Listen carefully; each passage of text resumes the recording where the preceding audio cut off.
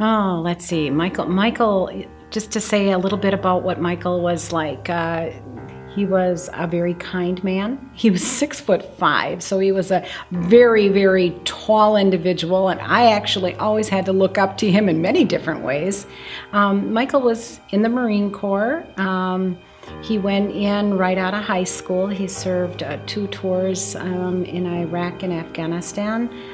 He loved the Corps. It was his calling, but he ended up coming out after 5 years. Loyal. He was a very loyal person, and he believed in giving back.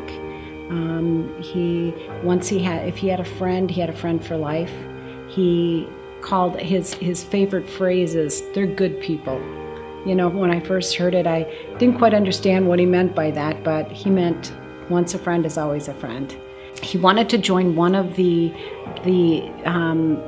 military branches, so he researched them all, and he chose the Marine Corps because of the brotherhood. And I think, you know, the one thing the Marine Corps is, once a Marine, always a Marine, and the brotherhood of the Corps, and Semper Fi, always faithful, it's what he believed in. What happened? Michael on March 26, 2013, he actually went to the VA because he was having difficulty breathing.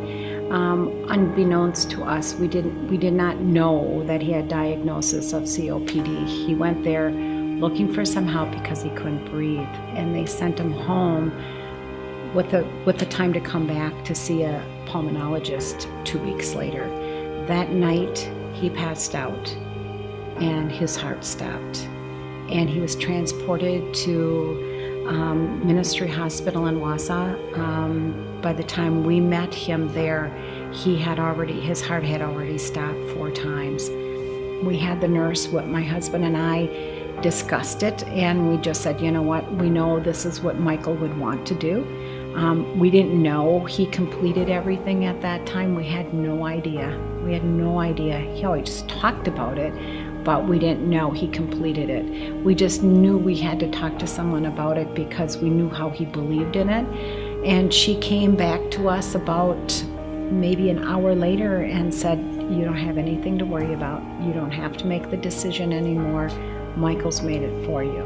He has talked about this for a long time. He's always talked about how important it was to donate his organs, and we did know that he was very, very interested in donating his eyes.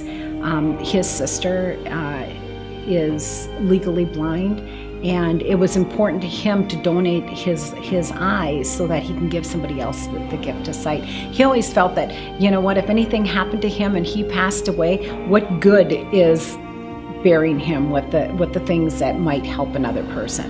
So kind of maybe falls into the same, his belief in life. You know, Michael becoming an organ donor, because it was so important to him, it became important to us. When someone makes that decision and takes that decision out of the factor, when something very catastrophic like this occurs, it's very comforting, and it's a relief to know that we didn't have to make that decision. And knowing that he did what he wanted to do, even in the very end, was important to us. Knowing that, you know, he was able to give something back to someone to make a huge difference in their life.